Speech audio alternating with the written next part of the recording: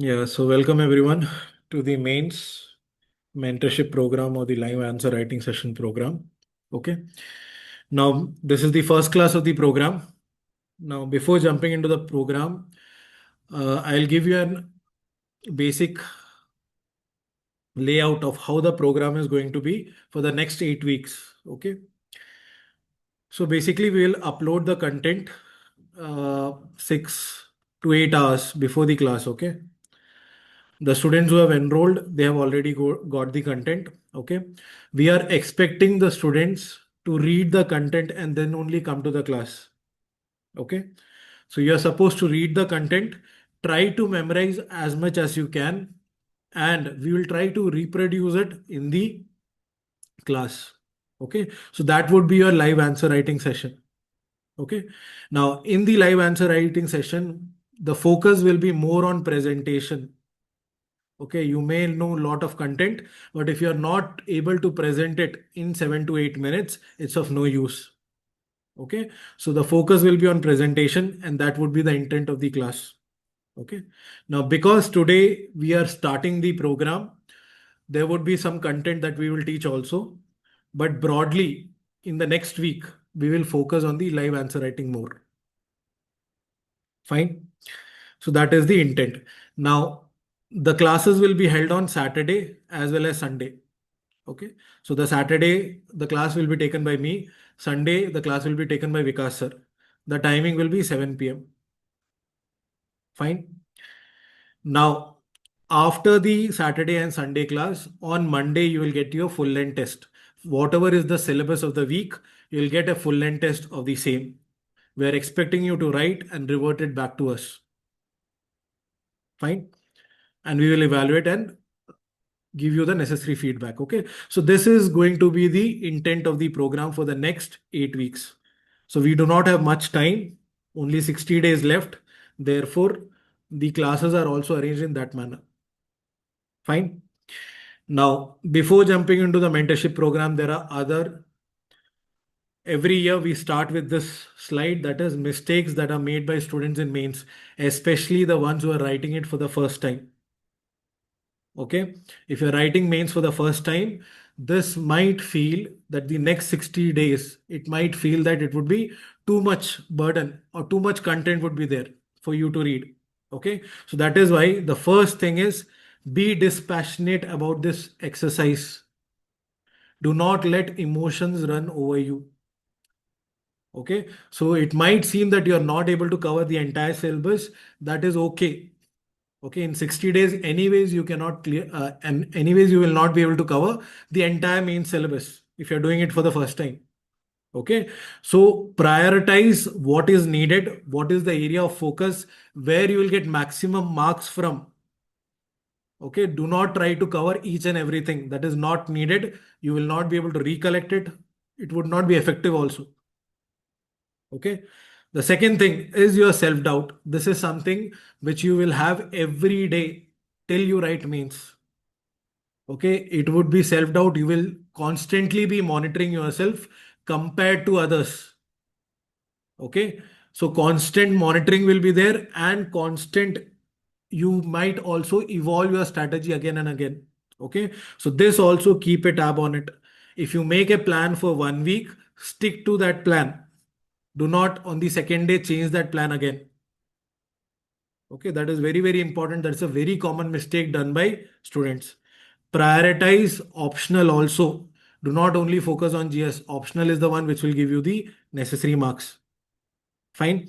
The third one is the overzealous start. Because you're writing mains for the first time, there are students who go extra hour, who put in extra efforts in the first few 10 days or 15 days of the preparation of mains preparation. You are supposed to last the entire 60 days. 5 days of preparation, 10 days of rest will not help you in your mains. So distribute your effort throughout the entire 60 days. Okay, so that should be taken care of. Focus on your mental health also. Every year we find 2 or 3 cases of students, main students specifically, who basically go very down on their mental health just before the exam. Okay, so please understand, we want you to focus on your mental health also. And finally, not writing full length tests. Okay, learning all the content. I'll learn all content and then only I'll write full length test. Makes no sense. Okay, there would never be a point of time when you will be able to learn everything. You are supposed to learn what you know and replicate it to the best possible manner in full length test. Okay, so this is something that you have to keep in mind while you are writing or while you are preparing for your mains preparation. Clear? So be dispassionate about the process. Do not let emotions run over you. Lack of prioritization, priority, focus on the priority. Do not constantly change this your strategy. Okay. And finally, write full length tests also. Fine. Now, once this is done, at any point of time in the next 60 days, if you have any doubt regarding mains preparation, reach out to us. Okay, don't reach out to friends, reach out to the people who are actually going, who have undergone the process and who are third party, who are not preparing currently. You reach out to them because they will be the neutral party who can guide you. Okay, so you can reach out to us, you can reach out to others also, but they should not be in this mains preparation with you this year. They will be the best ones to guide you. Fine. All right. So now, once this is done, we go to the content part of it. Okay. So the first week, the syllabus is GS 3, right? This is your syllabus for the first week. So we start with a very small topic, right? That is Indian economy. And then there is inclusive growth. Now tell me, based on these two topics, which one is a static topic and which one is a current affairs topic? Based on PYQs, the mains questions that you have seen, which one is a current affairs topic? Indian economy or inclusive growth?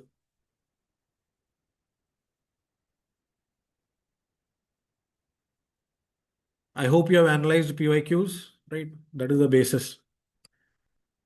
Exactly. Okay. So inclusive growth is the static topic.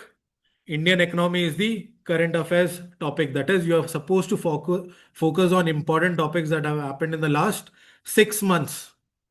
Okay. Questions can come from there. Fine.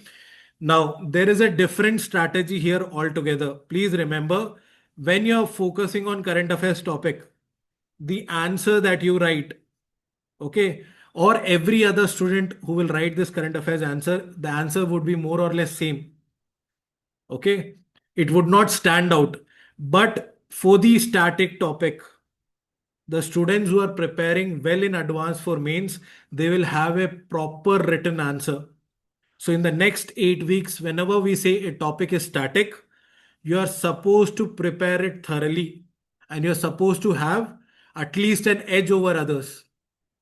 Okay, so for example, inclusive growth, it's a static topic. It's the same question that has been asked in the last 10 years. So then prepare it thoroughly. And then how would you have an edge over others?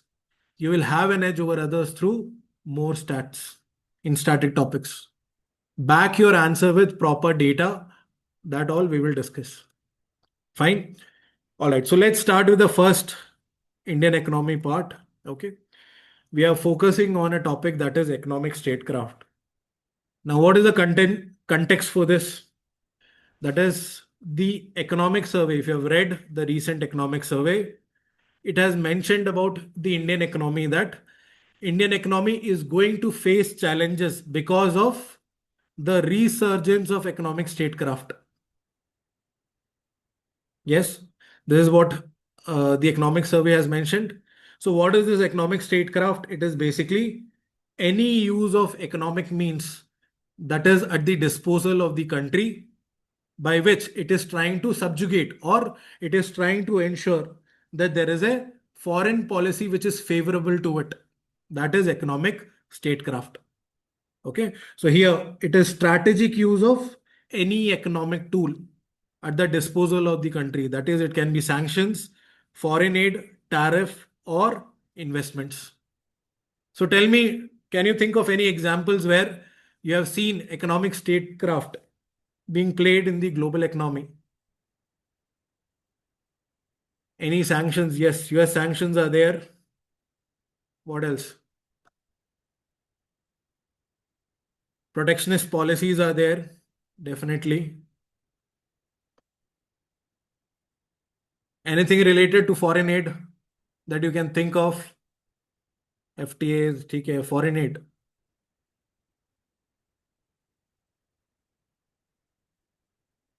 US has again banned foreign aid for certain organizations, if you can think of.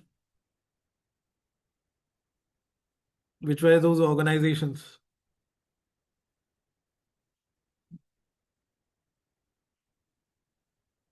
Foreign aid has been for WHO, if you remember, for UNESCO, if you remember, exactly, UN Peacekeeping Force. Okay, so these are all tools that are used by countries for economic statecraft. Fine. So here we have given you certain examples. So US export controls on critical technology, especially with respect to AI technology, AI chips, NVIDIA AI chips. Okay. So now US is putting geotagging on these AI chips also so that it does not find its way into China, mainland China. Okay. So there is export controls on critical technology, whereas China in turn has ensured critical minerals are not reaching the US. Okay. So these are all examples of economic statecraft. Fine. There are sanctions, there are tariffs also.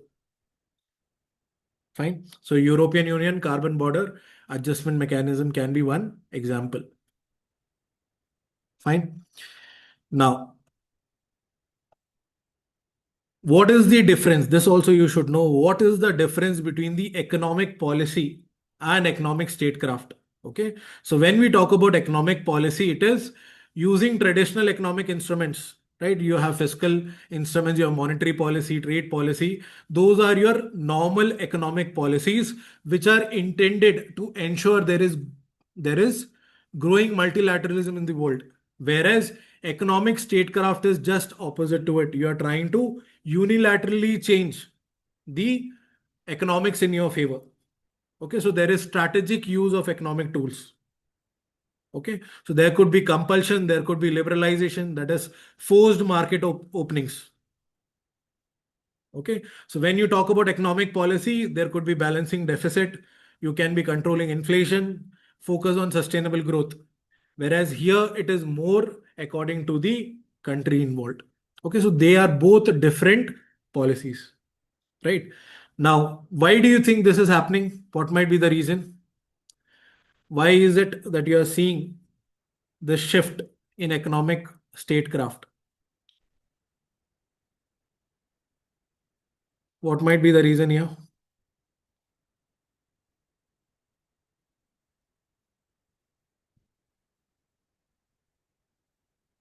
Supply chain disruption could be one. Yes, there could be a lot of supply chain disruption. Nationalism, yes, could be one of the reasons.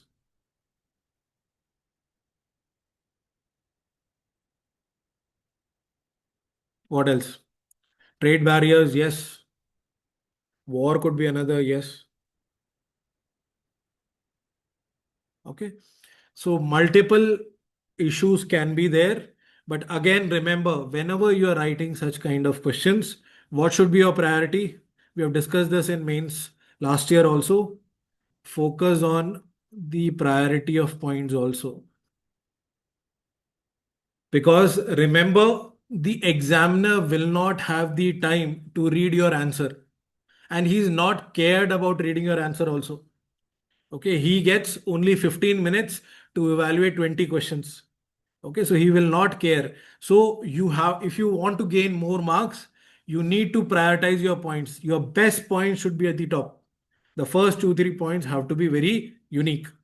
Okay, so when you say why is there a rise in economic statecraft, the first important point is not nationalism. The point is the global institution in itself, the traditional global institutions, they have lost their charm. Okay, they are not able to validate those global norms. That is the first most important point. Okay, which has led to erosion of multilateralism. Okay, then you can see other points. Yeah, there is skepticism, free trade could be there, rise of ultranationalism could be there. Okay, and because you're trying to ensure there is strategic competition, definitely there is a challenge there. Okay, so governments are now incentivizing friendshoring and nearshoring of. So with the private partners, they are trying to ensure that their supply chain is not disrupted in case of any war. Okay, so focus on these points. They are unique. You should go through it. Fine. Now, this is the same points that I have mentioned here. Now, what is economic survey talking about when it is saying what should be India's response here? Okay, so economic survey has clearly laid down three major priorities that Indian government should follow. And this is the exact answer, three keywords that you will use in your answer as your way forward. Okay. So here, what has the Indian economic survey talking about? It is saying India needs to move away from what? Import substitution. This has been our goal. India needs to move away from import substitution to import resilience to strategic indispensability. That is a very important word. That is, you should be that important to the world economy. Okay. Can you name any current affairs example where you have seen this, where a country has highlighted its strategic indispensability to the world economy? Can you think of any current affairs where this has happened?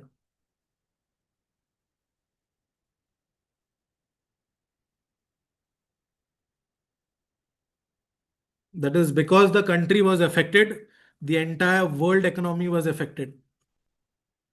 And that is strategic indispensability.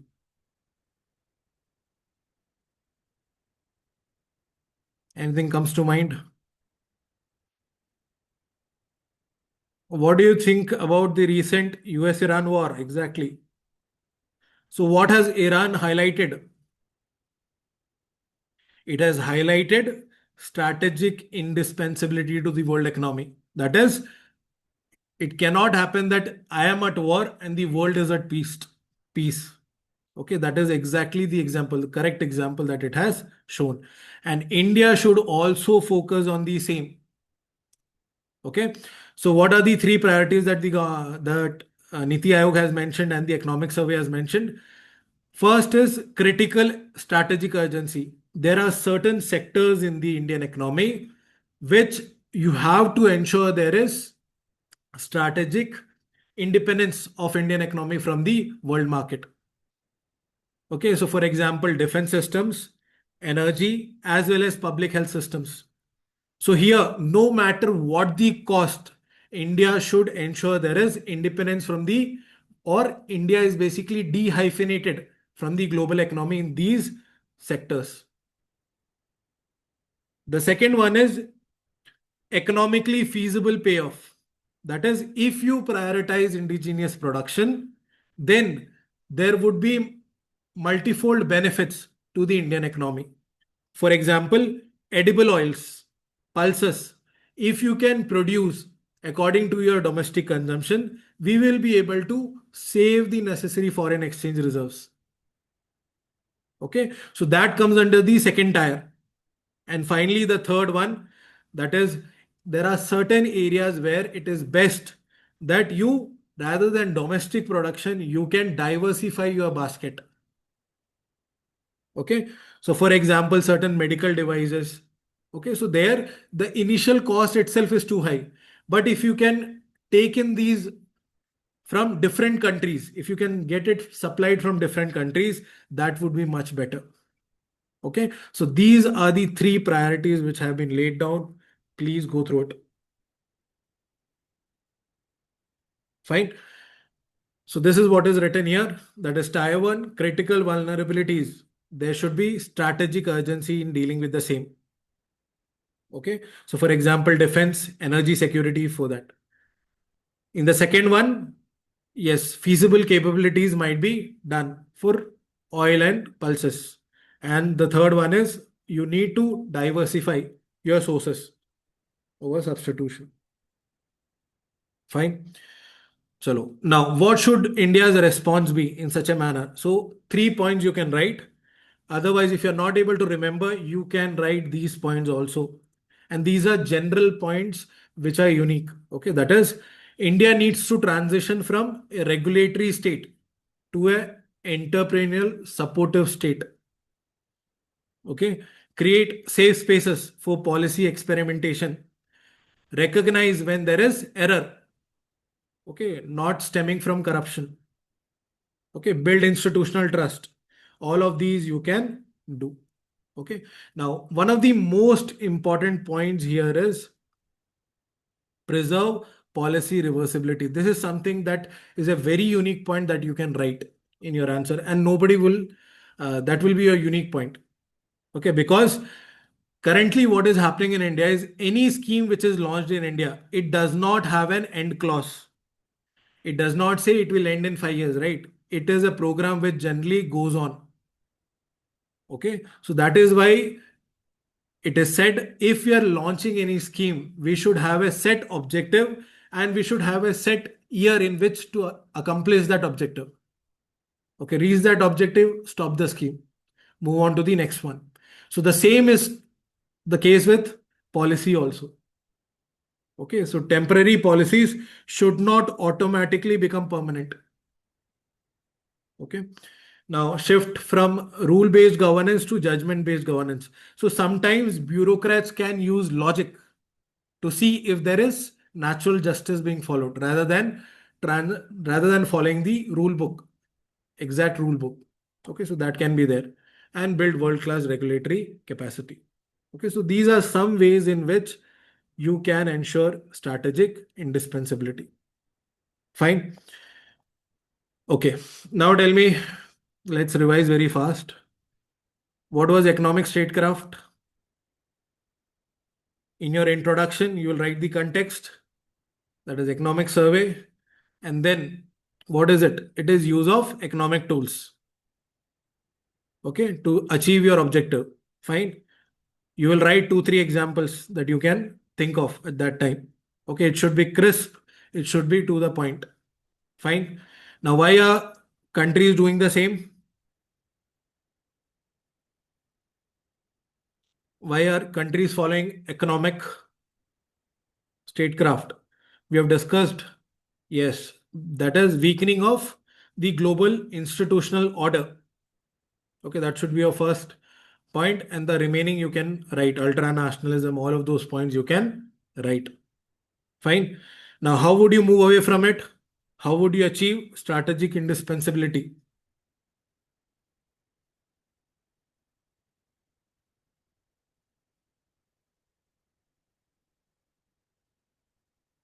We have talked about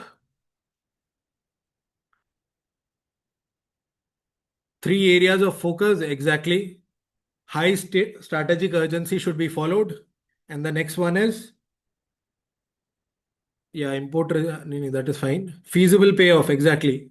Where there would be economic feasible payoff. Second one, yes. And the third one is where you're sourcing, resource management, exactly. Strategic sourcing over substitution. Fine. And finally, in the conclusion, use that line. It's a very good line. That is, India needs to transition from import substitution to resilience to strategic indispensability. Put it in brackets and close the conclusion. Fine. You will get the necessary marks more than others. Fine. All right. So if this is clear, now we come to another topic. Now, this one I would like you to write. Okay, so I'll give you 7 minutes. Write the answer to the students who are already there. I think you are already there in the group. You can post the content in the WhatsApp group. Okay, we'll go through it. I'll go through it and then we'll discuss the content. Fine. So the question is regarding free trade agreement. This is a very important topic, something which is happening in the Indian economy, right? So take a paper, brainstorm on it, and write it in 7 minutes. Okay, just brainstorm. If you're not able to, yeah, okay. If you're not you able to use write the entire answer, that is also fine. But brainstorming you should do, and post it in the WhatsApp group. The students who have not joined, you can post your answers in this number. Okay. So your 7 minutes starts now. So the question is, despite signing multiple free trade agreements, okay, India's export performance has remained below potential. Okay. So what could be the reason? And suggest a roadmap for making FTAs more effective. Okay. So try to write it yourself. Don't look at the slides. Try to recollect points directly. Okay, that would be better. How to use this keyword economics? Suryamanti, you can write in any question of Indian economy. In Indian economy, you can say, because of the rise of economic statecraft in the global order, in the global world, India needs to move away from import substitution to strategic indispensability. What is done? Economic statecraft also you have used, and you have used strategic indispensability also. Is this clear, Surya? Yeah, simple. Keep it simple, okay? Important keywords will fetch you marks. By heart those keywords. Yes, everyone write this answer. Brainstorm why FTAs have not been effective in the Indian context and how can you make it effective? Simple.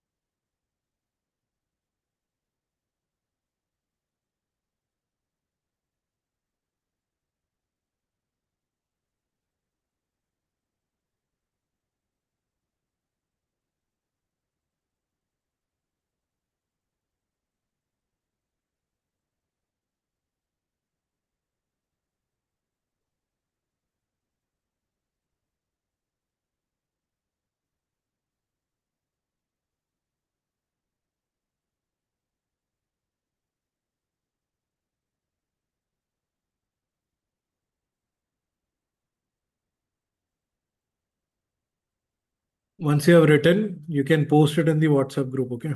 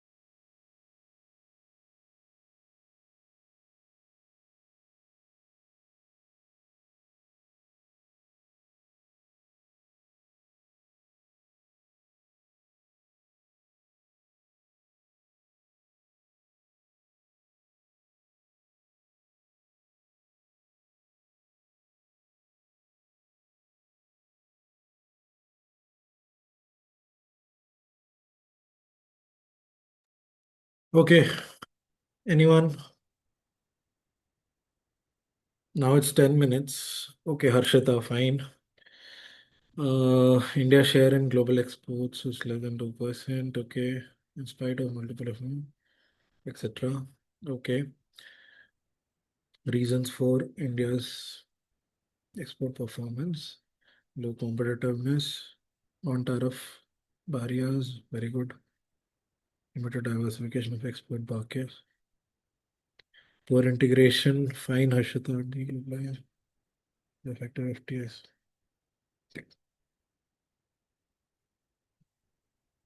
Okay. See, Harshita, your presentation is very good. Okay. The one thing that I would advise you here is the graph. Any form of diagrammatic representation is missing here. Okay. So the presentation that you have done is actually very good. Just some form of representation so that it ensures that the uh, dichotomy, right? That is, the evaluator also gets something to look at, right? It makes the presentation much more better. Okay. Second thing that you will notice is the reasons that you have mentioned for India's poor export performance. That is the exact thing you have said, roadmap also, the way forward also. That is, if you have said limited diversification, you are saying how can you make it effective? You're saying trade diversification. So this is what we call basically yin and yangs of the same point. Ashita, you're getting the sense, right? I'm saying this is happening, and the second one I'm saying ki, yes, I should diversify my trade. What would be much better in way forward is how would you diversify your trade? That would be the way forward. Are you getting what I'm saying? You know, if I'm saying my manufacturing sector is not competitive, then I cannot say way forward should be make manufacturing sector competitive. What would be better is focus on exactly. It becomes redundant, it's repetitive. What would be better is I write ki okay, ensure that MSMEs are part of global value chain, thereby increasing our manufacturing capacity. Something like that. That would be much more, yes, effective. Exactly. But presentation wise, it is very good, Harshita. Okay. Now, okay. Okay, we have Sulochana. Why export component? Global instability is there, fine. Production quality, fine. Trade barriers, fine. Dependent on foreign countries, yes. Pharma, logistics. Okay, this is fine. So, Lochana, now one thing that you have to do is whenever you're writing, write it instead of arrow. You will mark it as the points 1, 2, 3, 4, 5. Okay, you will make it easier for the examiner to see that, acha, I have written 7 points, I deserve this much marks. Do not expect the examiner to है ना to read कि अच्छा how many bullet points you have written. Okay, so that is the first point. Fine. Now use soft power entrepreneurial. Roadmap is okay, but it is much more, it is generic in nature. Okay, so that has to be you have to focus on. Now conclusion that you have done is very good, Sulochana. That is PLI scheme. She has mentioned PLI scheme may be a step in the right direction and may help in import substitution to strategic indispensability. Okay, very good, Sulochana. Okay, that is good. Okay, fine, Sulochana, done.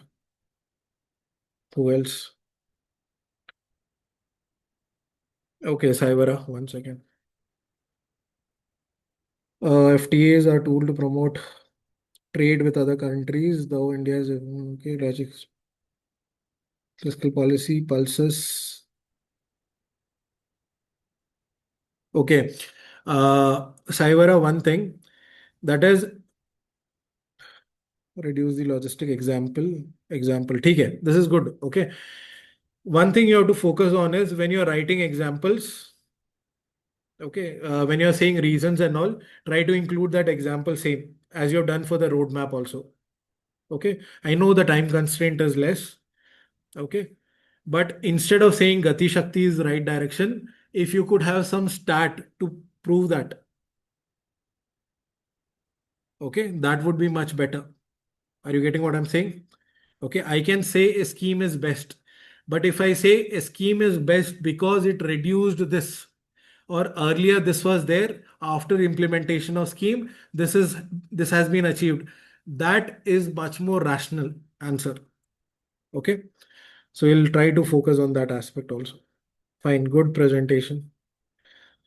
Pramada, reasons, fine. Logistic, fine. Fine, Pramada, very good. Okay, you are using the necessary stat also. Now, please understand when you are using stat, if you can, देखो जैसे आपने प्रमोदा you have written logistic cost is 12%. India's global average is 3 to 8%. Okay. Now, which one is better, right? Writing it in this manner or writing it in India's global average? Yeah, 3 to 8%. Right. Sorry, 3 to 8% here, India. Right. Whereas for the global average, whatever 12%, whatever you want to say, right? Global average, yeah, that is much better. Okay, that is much presentable also. Fine. So focus on that. Okay, Surya, as per economic survey, the export growth has reduced to 6%. See, Surya, when you have mentioned economic survey 2025, export growth has reduced to 6%, right? Tell me, is the question about export growth? What is the important keyword that should be there in your introduction? FTA. Okay. So realize what is the important keyword that should be there in your introduction. If it is not, the examiner will not read or he will give you the average marks. Okay. The important keyword has to be there. Fine. Now, reasons for regulatory hurdles, unilateral, yes, yeah. Take a fine.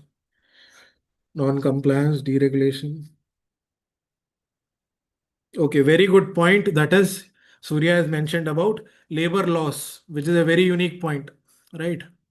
That is, we are talking about labor codes, implementation of labor codes, right? So definitely that could help. Great point.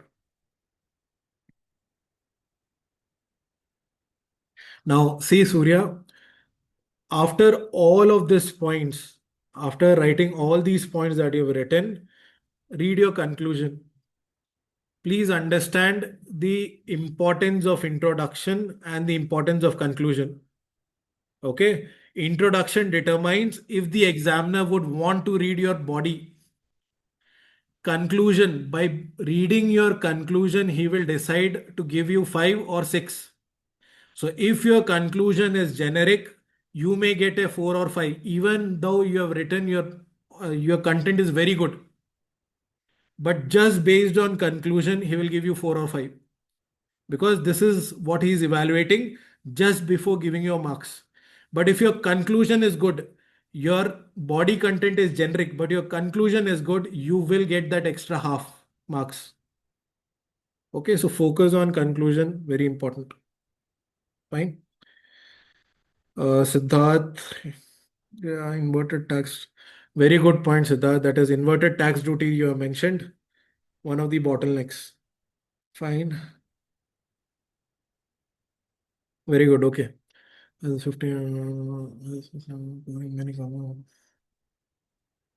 ठीक है. The other points are okay. Okay. Reasons are also fine. Okay. Now, if you are writing in it in a proper, for the students who are writing mains, okay, the students who are brainstorming, you can write like this, no problem. Okay. But for the students who are writing mains, I would advise write it in the proper mains answer writing format. Okay. And especially this kind of diagram you draw when you're trying to add value to your answer, which has not been asked. But here directly reasons have been asked. So you will put reasons, put it in a box, write your points. 1, 2, 3, 4. Okay. So if you're brainstorming now, that is fine. But from the next answers, you have to focus on it. Fine. Agastya. Okay. Agastya, see here. Reason for underperformance. Okay. That is not the, when you are writing a subheading, this also please understand. When you are writing a subheading in any answer, it has to be complete in itself. Okay. Please do not expect the examiner ki acha, if you are writing reason, for example, here the heading you have written is reason for underperformance. Underperformance of what? Okay. Do not expect the examiner that he will read, okay, fifth question and he will go back, see the question, acha, what was it asked? What was asked? And then I'll mark. Okay. So when you're writing your heading, it should be complete in itself. Even if the examiner is not reading the question, he should be able to navigate your answer. Is this clear, Agastya? Okay. So focus on that aspect. Uh, Otherwise, this is fine. Whatever you have done is fine. One more point I will mention, Agastya, is when you're writing example, okay, by default, you are standing out. Okay, if you write an example for your point, that means you're trying to tell ki I know the real life implication of the same. When that is the case, highlight it to the examiner ki I have written something different. Okay, it should not be like the same as the other points. Are you getting this, Agastya? ठीक है, आपका जो example है it should stand out. आपका जो unique point है it should stand out. If you're writing something very unique keyword, economic statecraft, write it in capital letters. कोई problem नहीं है.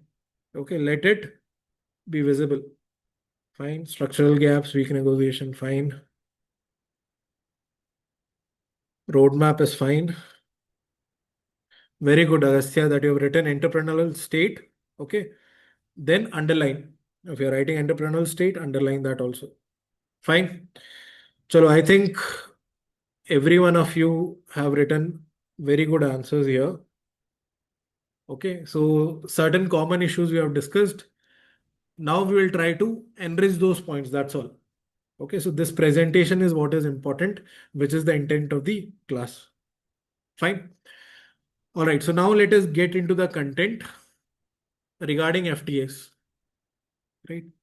So when you're talking about FTAs, yes, you can mention what is FTA. That could be your introduction, or you can give the context also.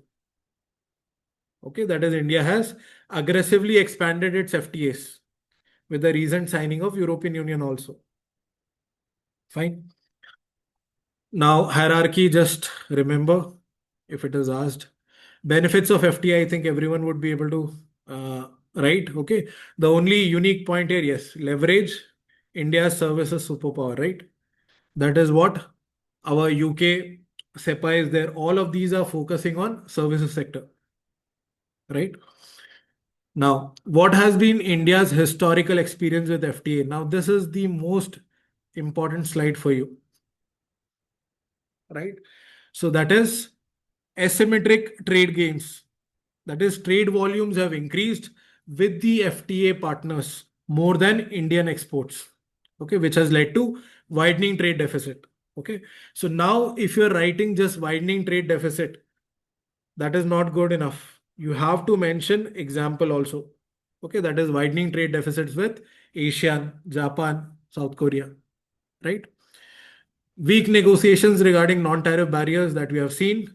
Our exports are being challenged, be it in Japan, be it in European Union. Okay. Ineffective rules of origin. Yes, there is lack of alignment with India's comparative advantages there. Low domestic utilization of FTAs. Even our exporters are not aware of these provisions. Okay. And yes, domestic reforms have not happened at the necessary pace. So these all points are there. You can go through it. Okay. Now, what should be the way forward? Okay, the way forward should be, yes, conclude pending FTAs, ensure the exporters are aware of it, ensure the trade corridors are in place so that India benefits from the same, and at the same time rationalize your tariff and custom procedures. Right? So these are certain way forwards. All of you have written these points. So more or less just revise after the class. Fine. Now,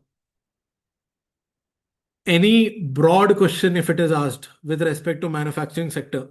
Okay. What are the issues with the manufacturing sector? More or less you can write these points. Okay. They would overlap with the points that we have already discussed. Okay. So these points you can directly write. Low value addition is happening. We are focusing more on the agricultural aspect of it.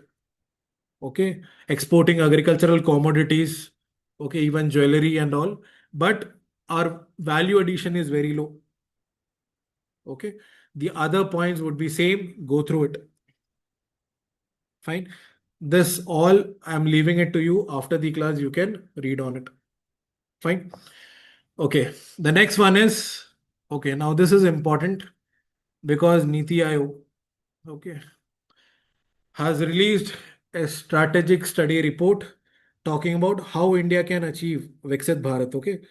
So when we are talking about Viksit Bharat, Niti Aayog report has specifically mentioned certain parameters that India should focus on. Okay. All those keywords have been mentioned here. Okay. What should India focus on to achieve Viksit Bharat? Okay. So go through it. High economic growth, inclusive economic growth should happen.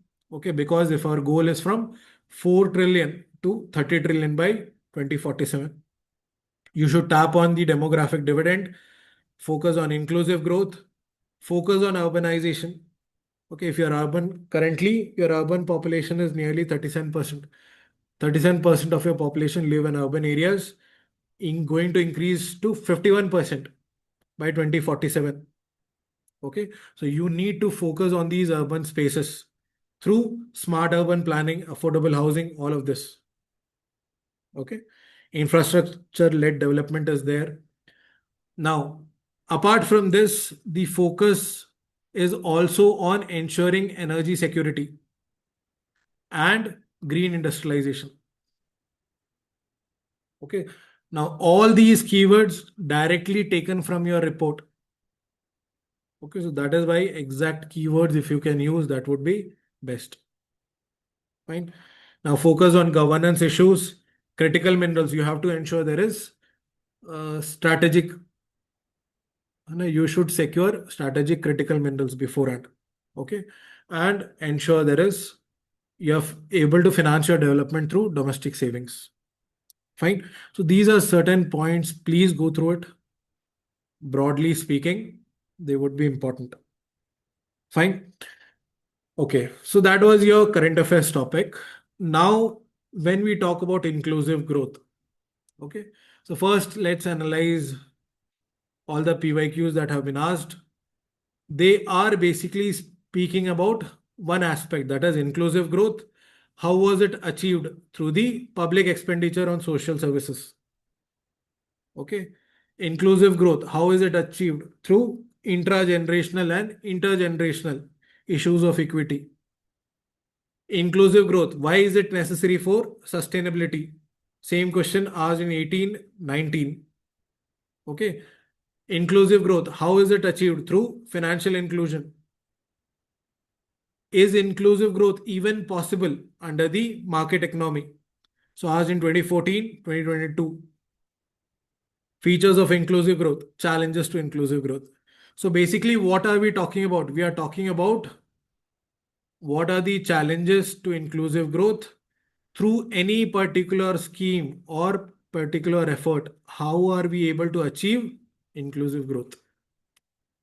So here it could be financial inclusion, it could be public expenditure. Anyway, okay, how are we able to achieve the final goal of inclusive growth? Okay, so this is the question. This is the same intent that has been asked multiple times. Fine. So now what I would like you to do is write an answer for the next question, which is very important from this year's mains perspective. That is DPI. Okay, because currently we are focused on creating the foundational levels which are necessary for our digital public infrastructure. Okay, so this one, how is it important and how can it achieve the goal of inclusive growth that is needed for Viksit Bharat? Okay, so this is the question. Again, same thing. You have 7 minutes. Take your time, think on this, and write. Okay. So the question is discuss how digital public infrastructure can act as a catalyst for inclusive growth and socio-economic transformation in India's journey towards Viksit Bharat.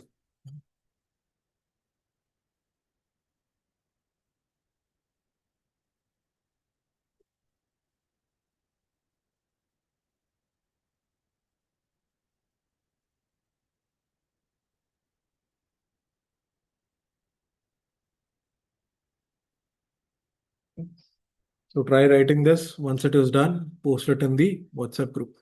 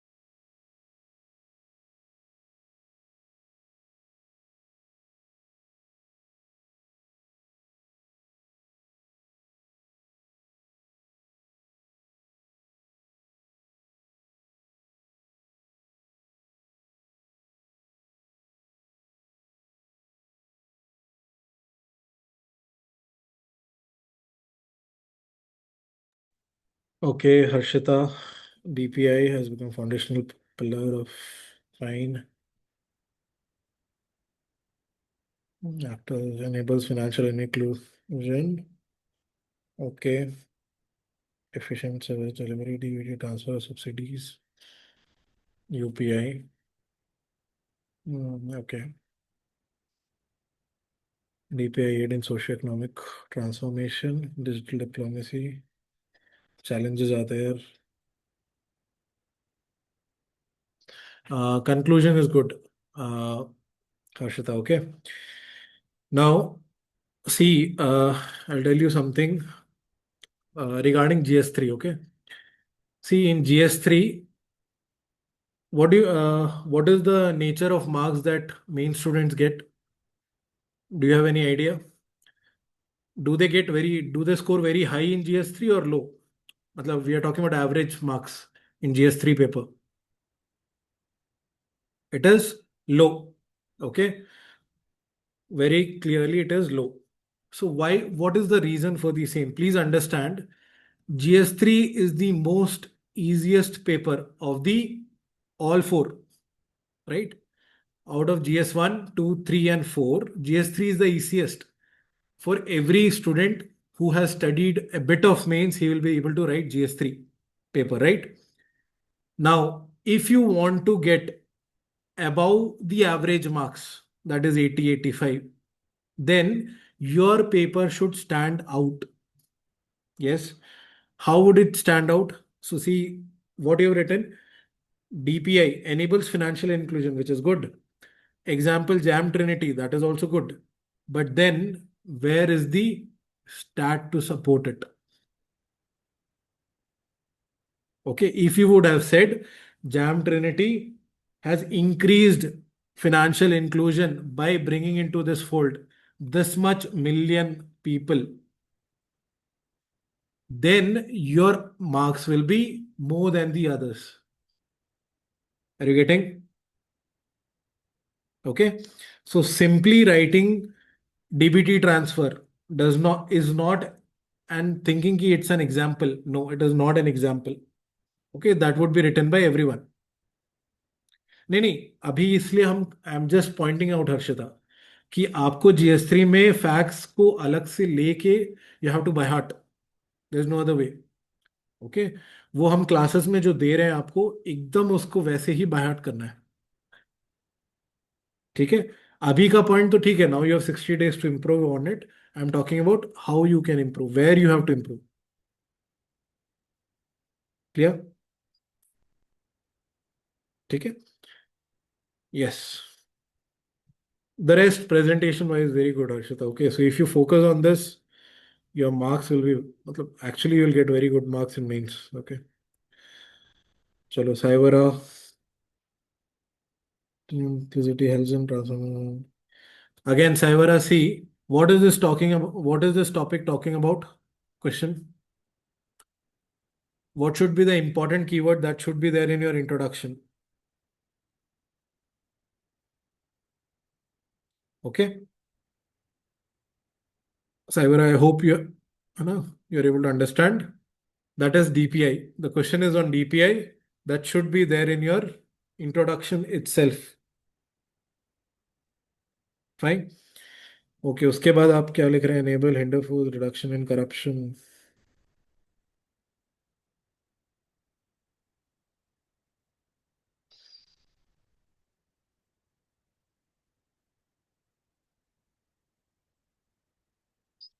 C, when we are talking about any topic, please understand, ये आप ये बहुत clearly you have to understand when you're writing something. I'm talking to you, Saivara. Okay, when you're writing the first, second, third point, for example, here you have written enable hinder free access to government scheme. ठीक है, ये okay, fine. Reduction in corruption, fine. This is another point. Formalize economic activity, fine. Okay. Now, when you're seeing this, is there a pattern here? We are talking about what? We are talking about very specific dimension. Okay, what is that dimension here? We are talking about a very specific dimension here. Please understand exactly. You have to focus on the other dimensions also. This is what? This is government interaction, simple. Cyber pattern is there. When we are saying there would be an improvement in government scheme, there would be improvement in governance, economic activity. This is all what government has to do. Exactly. Okay. But then what about the civil society? How would it impact the civil society? Okay. How would it impact the citizen? Okay. So when you write, देखो ये 3 point आप लिख रहे हैं, you are thinking it is a new point, but we are saying this is the same dimension. Think more broadly, cover different dimensions also. Okay. So if this is, I hope this is clear. Yeah. Surya, as per OECD, inclusive growth is the last mile development, including. ठीक है. Fine. These are doing.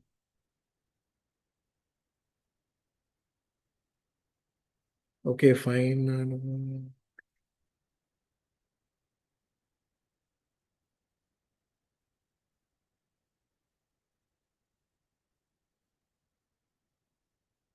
Okay, Surya, fine. Your answer is fine. Okay.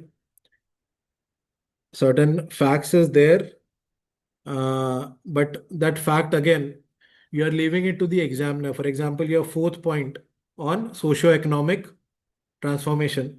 है ना? You have written WB, you're again leaving it to the examiner कि वो क्या है. You have not given what that acronym stands for. Okay, you're leaving it to the examiner to guess. Okay, it could be World Bank, it could be West Bengal. Okay, we do not know. Okay, so accordingly, take that call. Do not leave it to the examiner. Fine. Yes, the rest is fine. No problem. Okay. All right. So if that is clear, now let us see two, three important points that I want to highlight to you, because the other points you will be able to write. I know. Okay. And so will the other students also. So how would your answer stand out? Right. So first is yes, DPI. It refers to the foundational, open and interoperable digital systems that act as public good. Fine. What is important here is the diagram here. First, the diagram is regarding the three foundational pillars that are there with respect to DPI. Yes, we have digital identity, that is Aadhaar. Then we have digital payments, that is your UPI. And then there is the data exchange. Okay, so these are the three foundational pillars of DPI. You should definitely mention it if a question on DPI is asked. Fine. Now, note this, Harsha, okay? I'm uh, is my voice audible now? Yeah. Okay. Yeah. Okay.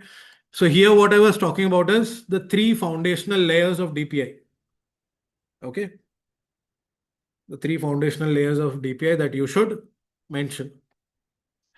Okay. Now the best scenario here is the Jandan Trinity that we are saying. Okay. So Harshita, you can see here when we say DBT. Okay. So you are writing DBT.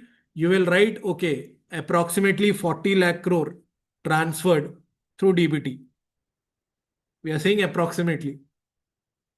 Okay. So that would be your stat. Okay. Because of this Jam Trinity, again, the cost per GB has reduced from 300 to 10 rupees. So data cost reduction has happened. Okay. So again, that is inclusive growth. Okay. Same is the case with this. Okay. So focus on these unique points to supplement your answer. Fine. Okay. Now, what is more important here is this. This one is very, very important. Okay. Certain principles, if you can write in your answer, they will enhance your marks exponentially. Okay. So there is something known as the hockey stick effect. Okay. What it says is basically, if nothing, no intervention was done, this would have been your economic growth or your legacy growth. But because there was an intervention done, okay, so here basically this would be the chart. And because intervention was done here at this point, you see an inflection point directly where there is a direct proportional exponential growth of your economic value creation. Okay, so that is known as your hockey stick effect. Okay, so for example, if you plug leakages in DBT, what will happen? There would be democratization of markets, which will lead to transaction cost reduction. Again, which would lead to what? Unlocking your economic potential. Okay, so some point of intervention which we are doing, which is exponentially adding our economic value creation. Okay, so this is a common principle that you can add in any question of inclusive growth. Please understand. Okay, and your example would be very simple. It would be a simple chart which is normal growth that is there, and then there is an exponential growth. That's it. This is your hockey stick effect. Simple. And this would be your intervention. Fine. So if at all, for example, any question is asked on digital inclusion, digital scheme, how is it going to affect inclusive growth? You will mention that scheme here. Okay. Now, is it only limited to inclusive growth, this chart? Or can you use it anywhere else? Can you think of any GS syllabus in your mains paper where you can use this? Where an intervention has been made and economic potential improves drastically. Any topic you can think of?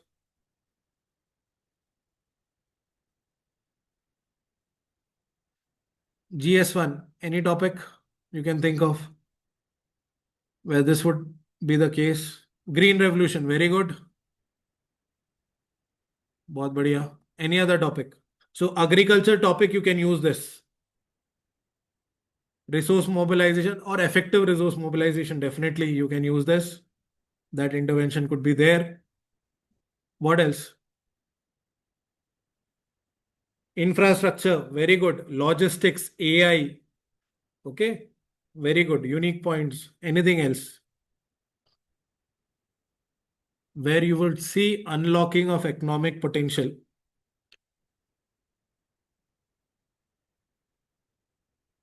Any other topic? Social welfare schemes, very good. Okay. Any scheme related to woman. Okay. Any scheme related to child. Any scheme related to human capital. Any scheme related to vulnerable sections. Okay. All of this will have disproportionate impact on the economic, or the societal implications would be disproportionate. All of this will come under hockey stick effect. Okay, so it's a common graph that you can use. नहीं नहीं, HS effect नहीं. You have to write hockey stick effect because it is a corporate word. Basically, it's a corporate word which is used in the corporate world. Okay, so it is better you mention the entire hockey stick effect. Okay, so it is basically mentioned specifically in public policy also, interventions where you put the intervention and there is exponential growth. So use this wisely. You can use this even in your ethics paper. Where can you use it in your ethics paper? What would be here? The point of intervention. If you have to use this in ethics, what will you write here? EQ versus IQ. Very good. Could be there. What else? RTI, okay, fine. Can be there. Corruption, yes. Fight against corruption could be there. Okay, empowerment of RTI. Even foundational values of civil servants. Okay, a direct intervention here could ensure increase in ethical values, bureaucratic attitude. ठीक है, सो एक बहुत common chart है जो आप कहीं पे भी यूज कर सकते हैं. The point is you should be able to imagine what is this and clearly mention what is the intervention and what is the output goal. Exactly. Empathy towards weaker section, all of this will come.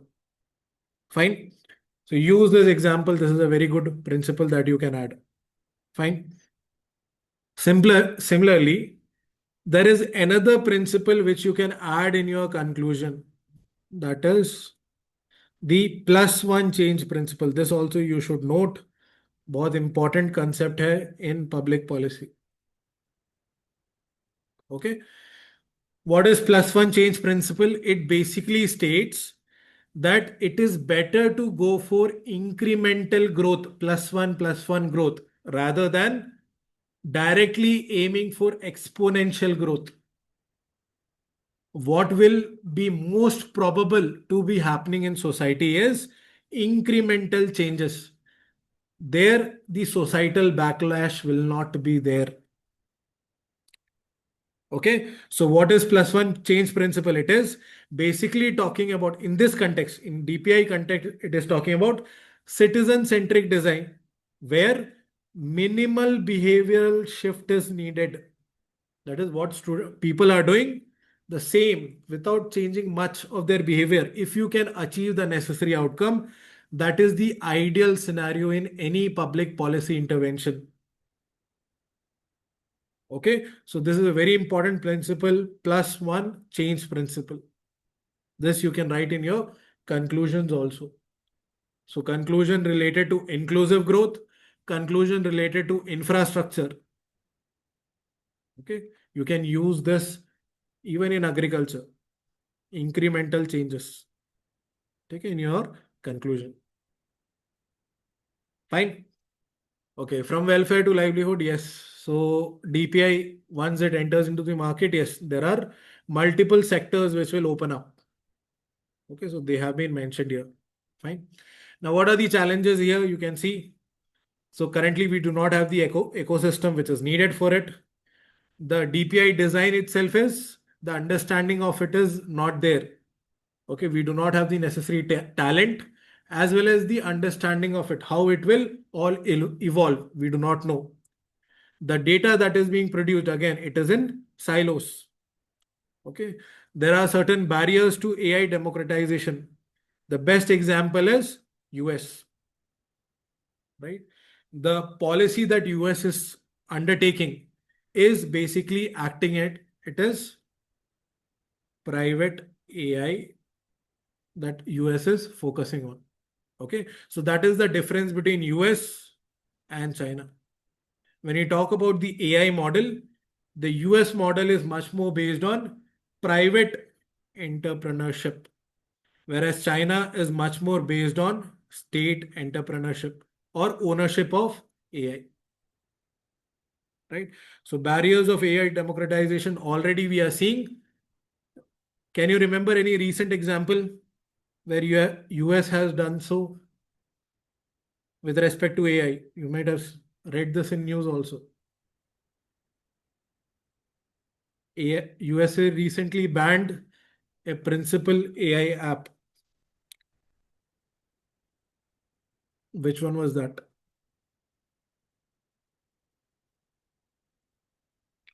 Exactly, Claude. Okay. So US is definitely going to act as barriers to AI democratization also. Okay. And there is extreme diversity in India, because of which, again, there could be challenges to DPI due to language barriers. Okay. So these are certain challenges in the Indian context. Please go through it. Okay. Now, what is Niti Aayog's strategic roadmap? So Niti Aayog says, first, we need to focus on foundational inclusion. Okay. Now we are transitioning to DPI 2.0, where we are focusing on ensuring increased productivity. Okay, so now that we have included all citizens under the UPI bracket, now we should ensure there is productivity out of it, economic value being created out of it, there is livelihood being generated out of it. Okay, and finally, after a decade, we are going to go to DPI 3.0. Okay, where we are directly focusing on jumping to high income economies, right? So here uh, the logic here is to leverage AI momentum and transition, ensure that there is cross-sectoral data information being done through DPI, which will ensure there is inclusive growth. Okay, so focus on this. This is the pathway mentioned by Niti Aayog. Go through it. Fine. Okay, now when we talk about revision, we discussed two important principles. What were the two important principles? The first one was any question on inclusive growth. You can talk about which principle? Exactly. ठीक है, hockey stick effect. ठीक है, use it properly. What was the second one?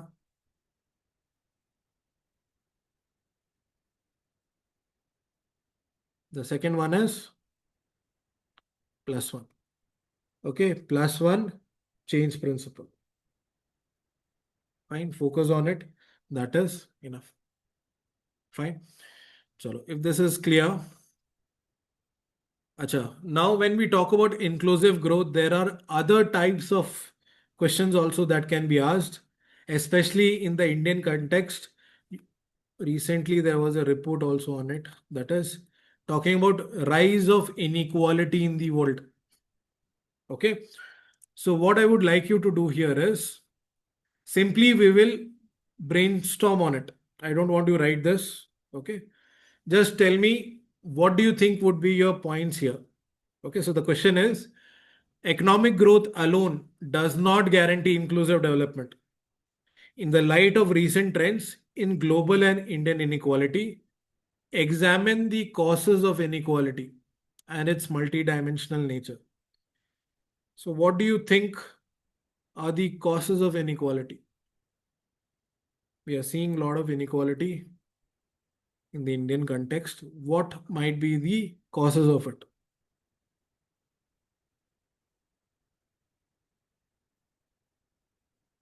No need to write it. Just you can type primary sector undergrowth. Okay. Income inequality could be one of the reasons. Yes. What else? Discrimination. Okay.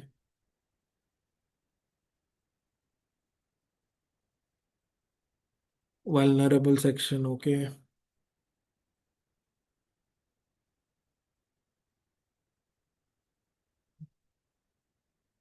Unique points. Think about unique points here. Vulnerable, fine. Capitalist economy. Okay.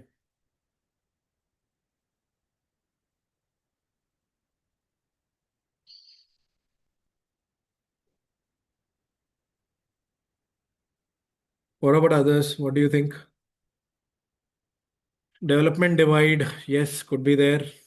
Large MNCs. Okay. Cause of inequality.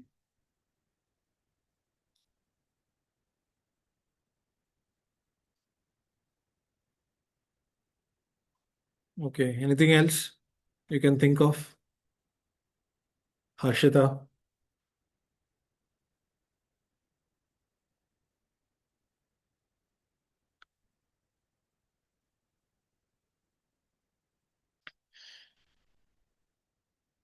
Let's focus on human capital. Okay.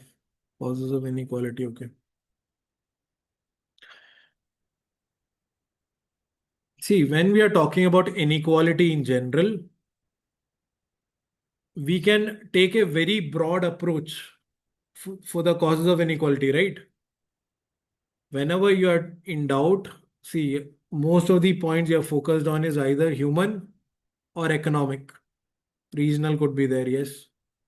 Definitely, Akshay, that could be there. Okay. Inequality could be there, yes. Or if in doubt, see, take your paper, GS1. First topic is what? History. Is there historical inequality in India?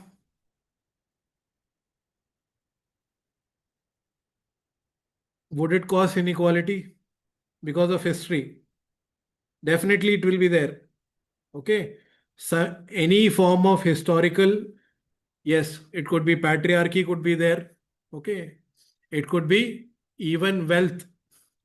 Okay. Due to history. Exactly. Then comes your next topic is what? Society. Due to society, would there be inequality? As you mentioned, caste could be there. Okay.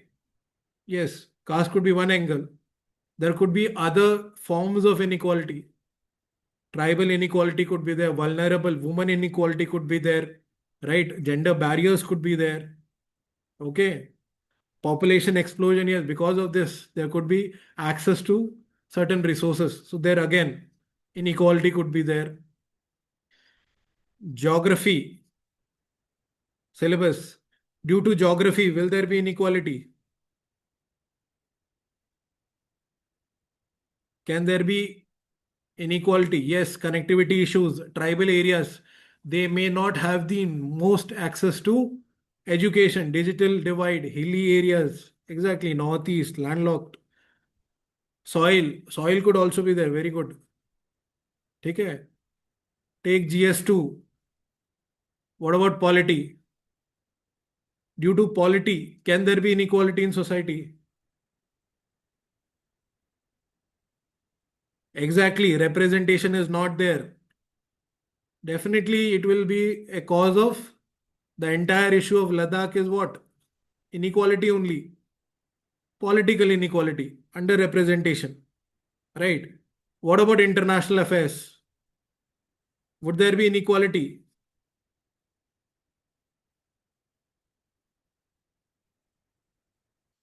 Acha, this is a very good question. Tell me, which one will UPSC reward more?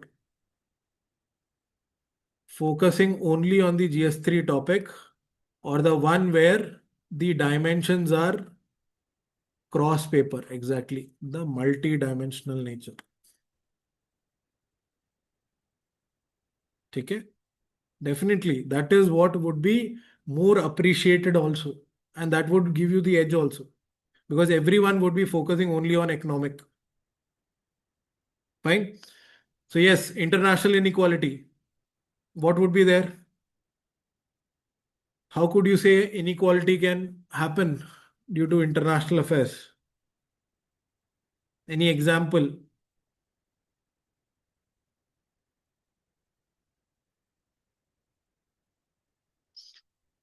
Migration, fine. That could be there. This access to feed, this tariff that is there, that we just learned. What are all of this? Tariffs, pandemics, sanctions, military, UNSC resolutions, all of these are what? Again, forms of inequality only.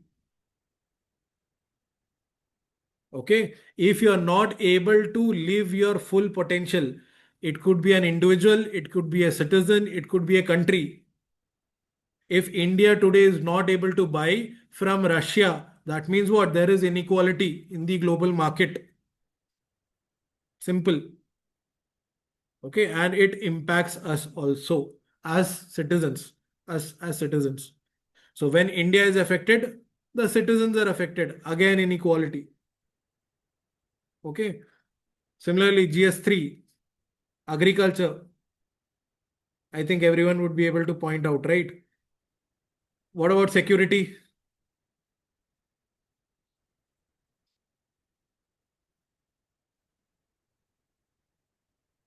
Science and tech.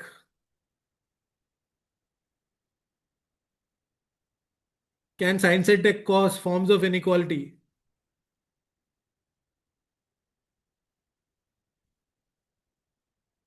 Exactly. Science and tech can also do, even security can do. For people living in Palestine, what is that? That is again form of inequality itself. Okay, so that is also there. GS4, ethics. Now tell me what would be the cause of inequality here? Exactly. Corruption. Anything else that you can think of? Service delivery, very good. What else? Think about the topic. So, nee, that is fine. Self-focus is fine. Okay. You have Gandhi's. What do we say? Gandhi's, you have what? Seven sins. All of it is all what? Depending upon forms of inequality itself. Bureaucratic attitude, very good. Rule-based attitude. So all of this will cause what? Inequality itself. Okay, some form or the other form of inequality. Okay, so do not limit yourself only to the economic aspect. Fine. So that's the point here. Now let's get back to the topic. Yeah, so the topic here is wealth inequality and income inequality. This is an important topic.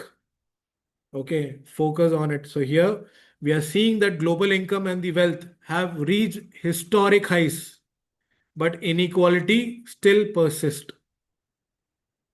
Okay, so what is that inequality we should see? There is difference between income and wealth inequality. Okay, so what is income inequality?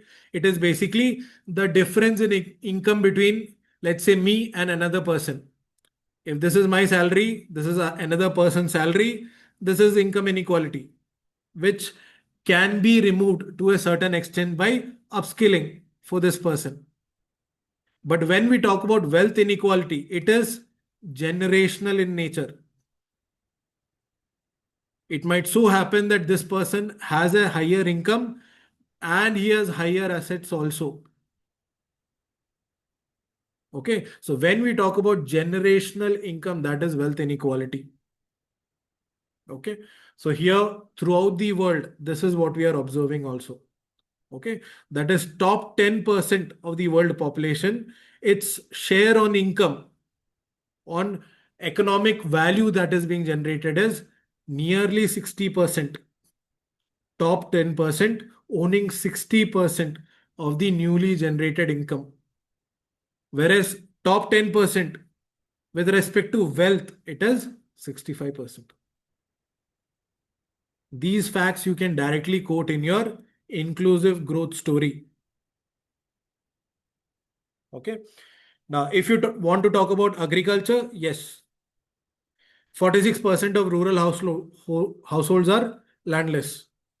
And see, the dichotomy, see, top 10% of the population, of Indian population, own 44% of India's rural land.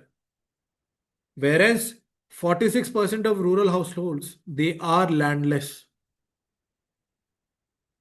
Okay. So again, there is inequality here. Okay. So what are the factors behind this inequality? Yeah. So education, healthcare access, wherever human capital is not being tapped or is not being focused upon, there would be inequality there. Okay. Even the service-led growth that we have focused on has specifically helped only urban areas. Okay. So that is again causing inequality. Then a very important point, financialization of wealth. That is, maximum wealth is being generated in what? Your trading and investment activities. Okay, and that is basically the fodder of the top 1%. Okay, they are the ones who get maximum pie out of the same. Okay, so service dominated growth is one of the causes of inequality, even financialization of our wealth. Okay, now land inequality, anyways, was there. Now, another point here is market access. Again, market access does not mean less inequality.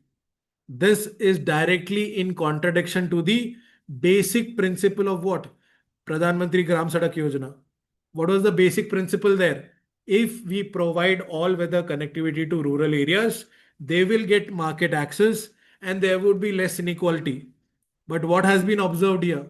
That when there is market access, the players in the rural areas who were influential, they form basically cartelization.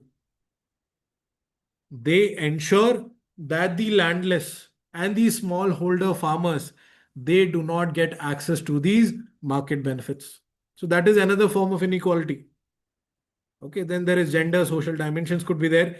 Even climate change can amplify inequality. The ones who are least or who are contributing least to climate change, they are the ones who are most affected. Can you give a recent example of this? Recently in paper, you might have seen this example.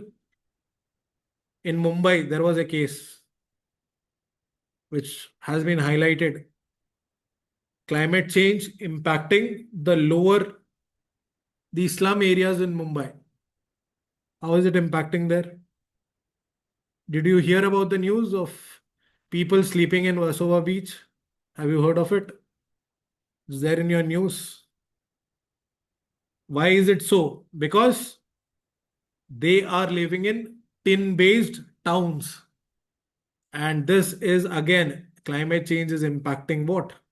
Inequality, nothing else. Okay. And once they are accessing these, again, that is what? Impacting public goods. Okay. So these are all forms of inequality. Please go through it. Fine. Now, how do you reduce inequality? Yes, increase public investment, redistributive programs can be done. But what is most important is creation of a fairer tax system. Okay, not the one that we have now, much more fairer tax system. And the most unique point that you can write with respect to inclusive growth is this one, something known as Piketty formula. You can use this in your conclusion also. It's a well-known formula that is there in your economic circles. Okay. So what does this say? It simply says, Acha, any one of you is investing in stock market. If you are, what do you think is the common return on investment? Let's say if you are a long-term investor, what is the expected growth? What is the return on investment? Approximately, I'm not saying 100%. Exactly, 15%. Let's say 15. Let's take a conservative figure, 10 to 15%. Okay. That means we are saying if we have long-term assets, it will grow by 10 to 15% per year. How does your economy grow? At what rate does your economic growth happen? Every year. At what rate does your GDP grow? Yeah, 7, maximum 8. So this dichotomy is what Piketty formula mentions. It says the return on investment, it consistently outpaces what? The overall economic growth story. So because of which the person who has long-term asset, what does it mean? Anyone who has long-term wealth, historical wealth, generational wealth, he would have a larger pie of the economy. That's the simple logic here. Rich getting richer. Simple. That is your Piketty formula. Remember this. Okay. That is accumulated wealth grows significantly faster than your daily wages. Consequently, individuals who already have large amount of capital, they will have a disproportionate share of the total wealth compared to those who focus only on income or labor. Okay, so this you can highlight in your inclusive growth story or the Indian economy story also. Is this clear? It's a very unique point which you can add. Fine. Chalo. If this is clear, okay. Now the static content is there, which I'm leaving it to you. Go through it. Okay. What is more important is the example. Do we have examples in the world where we see inclusive growth playing out? Okay. So there is Nordic human capital, right? Here, Denmark is there. That is, give public free education, public free healthcare, so that the human capital is ensured. Minimum human capital is ensured, because of which, again, there is much more equality in society. Then there is conditional cash transfer, okay, or even universal health coverage that is there in Thailand. That is, no person is left outside the insurance scheme. Okay, in India also there are certain examples for the same which you can use. Fine. Now, what are the elements of inclusive growth? Go through it. What is the challenges that inclusive growth you will face?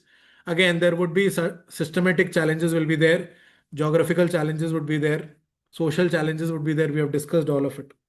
Okay. Okay. How is it linked to sustainable development? This also we have discussed. That is, it will ensure intergenerational equity as well as intragenerational equity. Okay. So with respect to climate, carbon neutrality, that is intergenerational, ensuring that resources are there for the future generation. Whereas in the same generation, we have to ensure there is minimum gap between the rich and the poor. So for that, we have reservation, subsidies, all of it. Okay. So in what ways can you achieve inclusive growth? Education. Okay. So this is your Nordic human capital example. Okay. Focusing on infrastructure. So when you talk about infrastructure, the best example here is what? The example is, yes, government focusing on infrastructure. When you talk about empowerment, it is anything which is focused on health. The conditional cash transfers done in Brazil, all of this will come here. Okay. Protection, you can use the example of Thailand that we have seen. Okay. So providing last mile coverage to everyone. Fine. So this is the topic that you have to focus on. Fine. Okay. If this is clear, okay. Now we come to another topic for ours. We'll do one thing. We'll take 2 minutes break. Okay. We'll take 2 minutes break and then we will address this also. Okay. Out of which these four topics, we'll discuss two topics, two important topics. The other one, I'll leave it for you. Okay. So take 2 minutes break and then we'll discuss this also. We'll complete this today and then we will. Okay. So 2 minutes break and then we'll come back. Okay.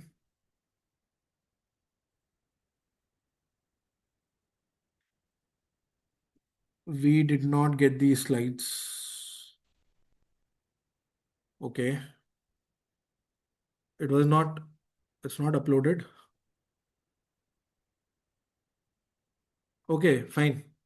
ठीक है, anyways, it's only few slides, Harshita. Okay. After this, I'll go through. I'll check once. Okay. If it's not there, I'll upload. Yeah. Fine.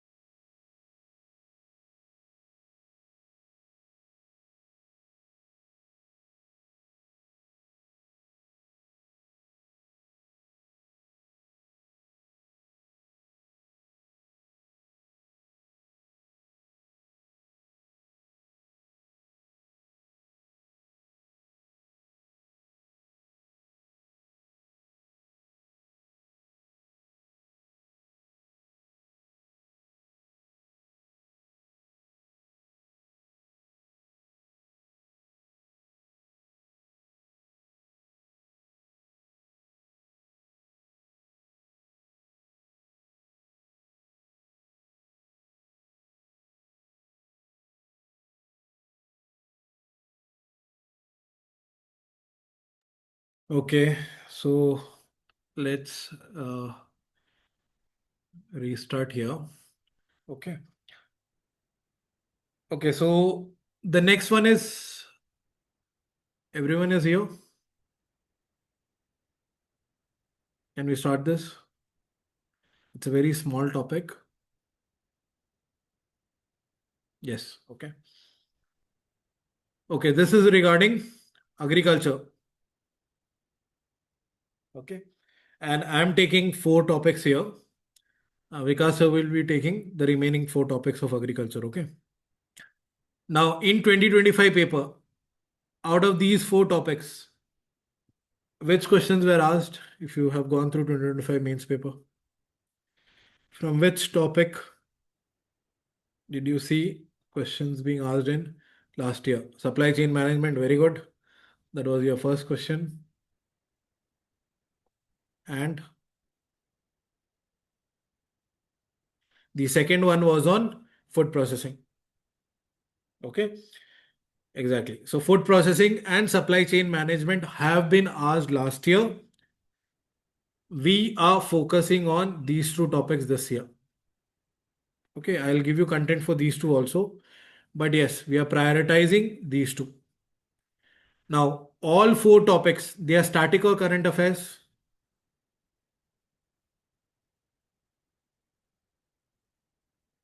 Agriculture topic, purely static.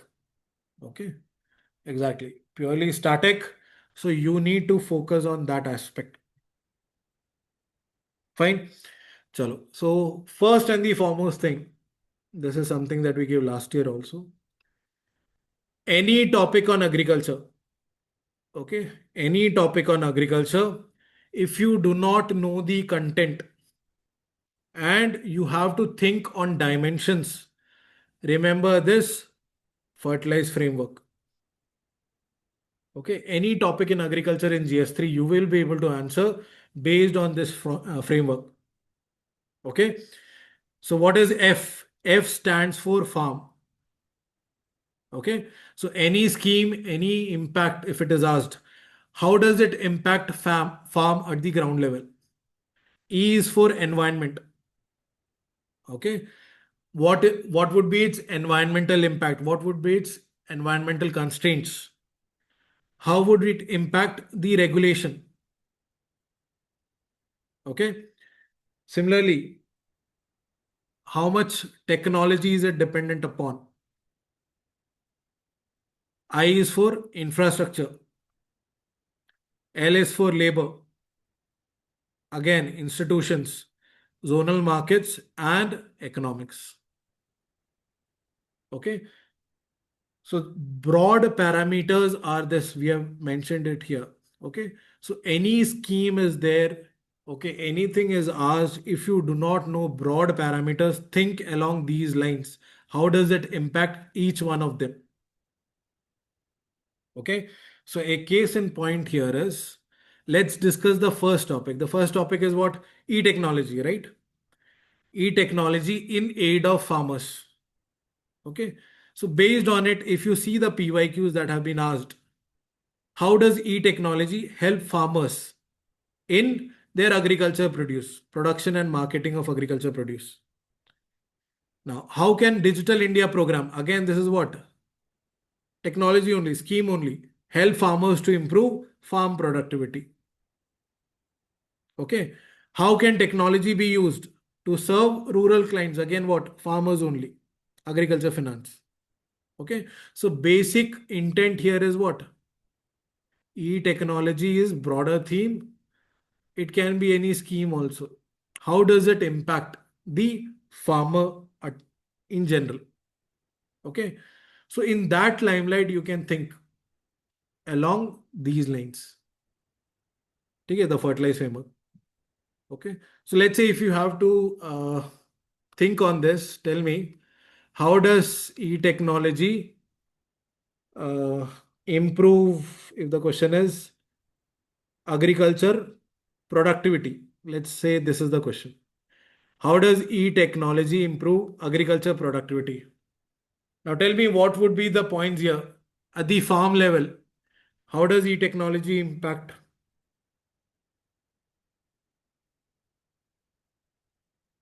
Drone, definitely. Drone irrigation is there. So farm level, that could be there. Yes. Great. What else? Anything you can think of?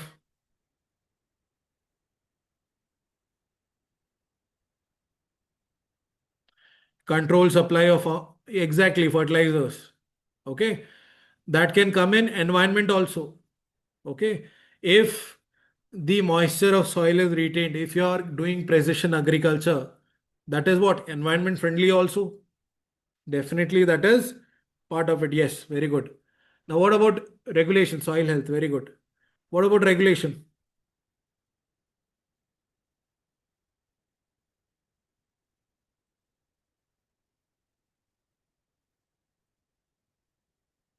That, yes, exactly. When you talk about e-technology, what? There is DBT, we have just discussed, right? Benefit transfer is there. Subsidies can be provided in the same manner. Technology helping farmers out. Very good. Now, what about technology here? Soil health cards, very good. Quality seeds, very good. Quality of credit that is being provided, KVC, very good. Credit which is being provided, very good. Okay. Now, how would it impact infrastructure? Agri stack, very good. Kisan credit card, yes. Agri stack, okay. You can use e-commerce, very good. Ensuring market reaches the farm gate. ONDC, cold storages, very good. Linking markets with NAM, yes. Now, how does it impact labor?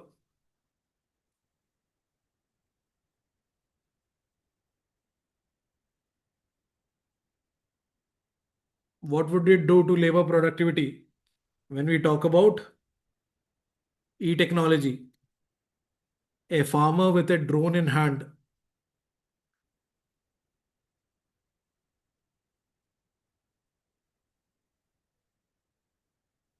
can we say the labor productivity will increase? Can we say it will provide the necessary jobs for exactly? Okay, necessary jobs for people. We have drone DDs also, if you remember, right? That is labor. That is skill upgradation here. Okay. What about institution?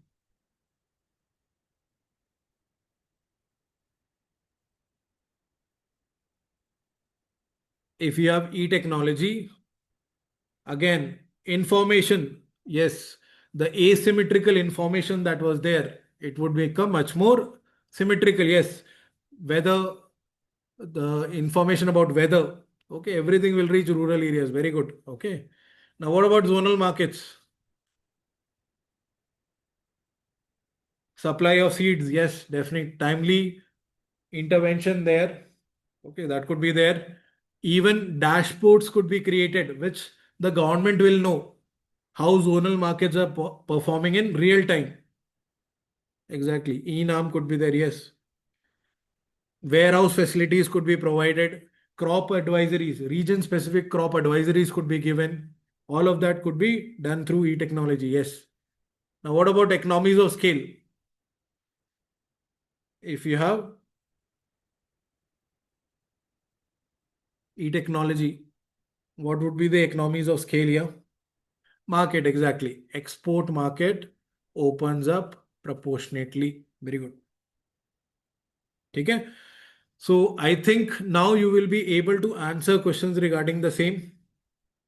Okay. So broadly on these parameters, think if you do not have proper broad parameters, okay, you can think on these lines to answer the question asked.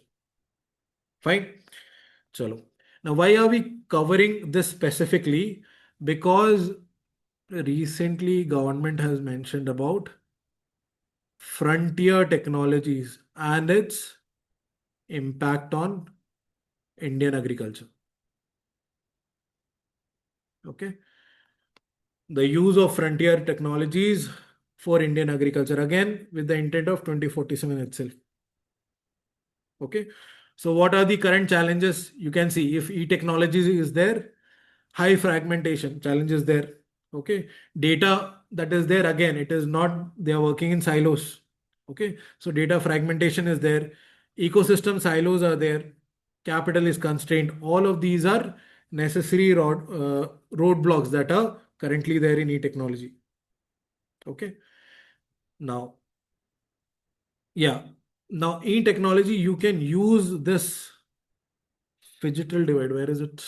Phygital divide is basically the difference in economic value that is being created because of difference between physical and digital divide. Okay. So for example, uh, where do you see in the physical world? Let's say you go to a restaurant. Okay. You go to a restaurant. There you see instead of the menu, there is QR code. Okay. So the person, that is the physical place, restaurant is a physical place. You see a QR code being placed in menu. So a person who knows or who is tech savvy can scan the QR code and read the menu. At the same time, if let's say it's an older generation, they will find barriers to it. Are you getting this? So that is the phygital divide. Yes. है ना? For example, if you go to any ASI building, what do you see? The young generation, they directly scan the QR code, they buy the ticket, they enter into the monument. Whereas the older generation, they stand in line. So that is phygital divide. Okay, because the interaction of physical and the digital space. Exactly. Right. Okay. So here, yeah, this you can use as a conclusion also. That is, in the e-technology space, data is the new soil. When you're talking about agriculture, okay, AI, the nervous system, and biotechnology, the new seed infrastructure. This is what you have to target if you want to reach what? The goal of 2747, Viksit Bharat by 2047. Okay, so it can be one of your conclusions also. Fine. Now, what is the frontier technology on the farm? So this all I think you have already mentioned. That is IoT. Resource optimization happens here. Okay, artificial intelligence can ensure there is yield prediction. Okay, and similarly, Uberization of machinery. Okay, that is, there is a common good which is used by multiple people. Okay, so unique keyword is there. You can use this word directly in your exam. It will fetch you more marks. Okay, so that is platform economics. Fine. Now, do we see that? Okay, what has the government did? What has the government done in this regard? You can clearly see there is an agree stack. So government is currently focusing on creating a foundational layer for agriculture. Then it would be supplemented by the Krishi Decision Support System. Basically, service centers that would help the farmers in their distress. Based on the feedback achieved, again, that is, Kizan drones will be employed. Okay, so the intent here is to enhance, lay down foundational systems, reimagine what is happening, and finally converge the public and private efforts. Okay, so are we seeing this happen? Definitely. In India, currently it is happening. You can use these examples in your answer. Okay, so Telangana's Agriverse is there. Okay, that is AI based digital twin where farmers can simulate what is the weather predictability, based on it, what would be the crop productivity. Okay, Rajasthan smart irrigation is there. So you can use these examples. Fine. Okay. Now, regarding this is also a very unique point. If you can mention this in your mains answer, it would be very good actually. But I don't know how much you will be able to reproduce it. Okay. That is what it says. What Niti Aayog says is we have to find out what are the archetypes of farmer. Okay. So it is not that one approach will fit all.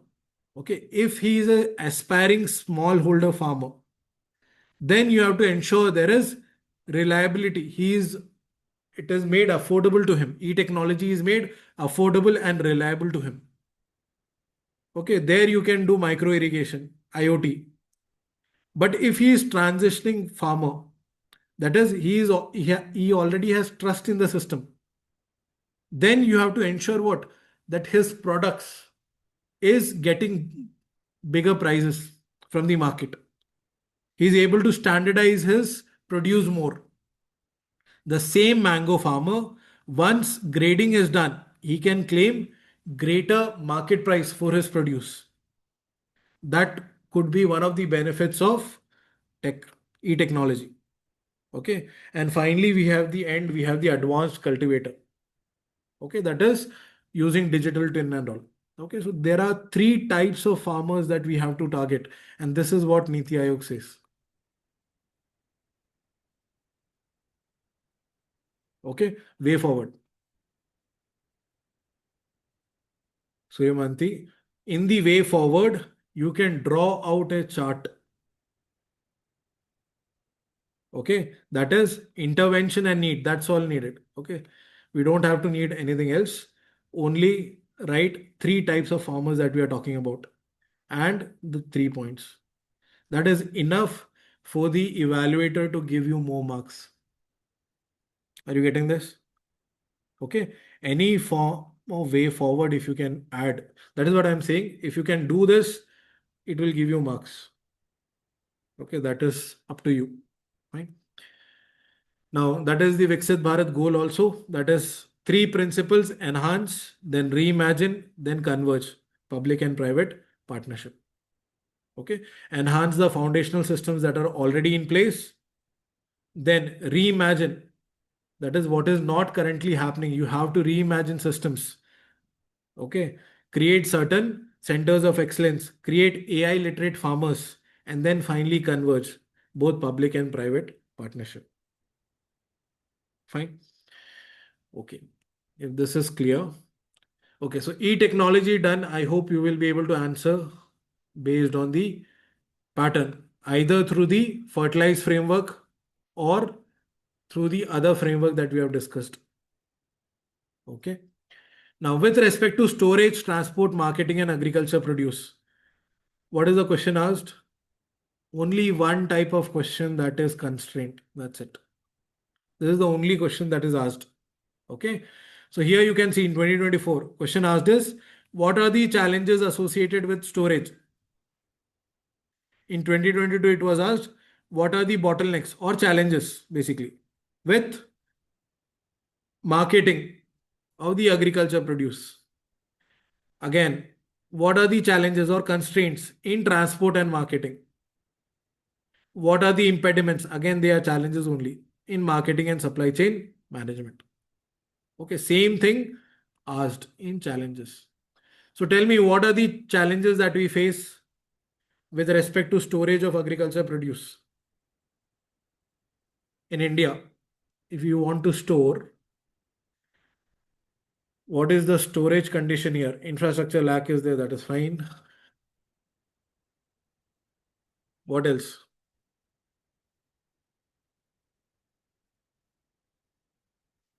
Storage cost is also very high, very good.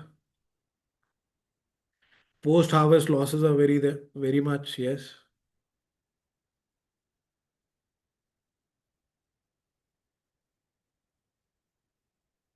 Okay. Cold storage infra, procurement, fine. Storage, exactly, that is downstream, very good. Okay, big challenge, that is storage facilities are exactly not, or there is the network issue. Yeah, definitely that is there. Now, with respect to transport, what are the issues, constraints with respect to transport? Connectivity could be there, cost could be there. What else? Okay, markets, fine. Any unique points that you can think of? Perishability of the produce, yes. Handling of the produce, very good.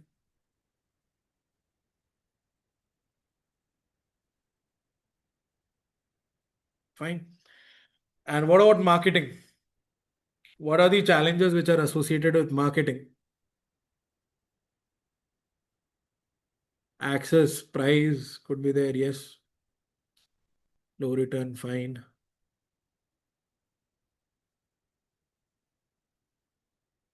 Middleman, okay. So these are certain points that you have highlighted.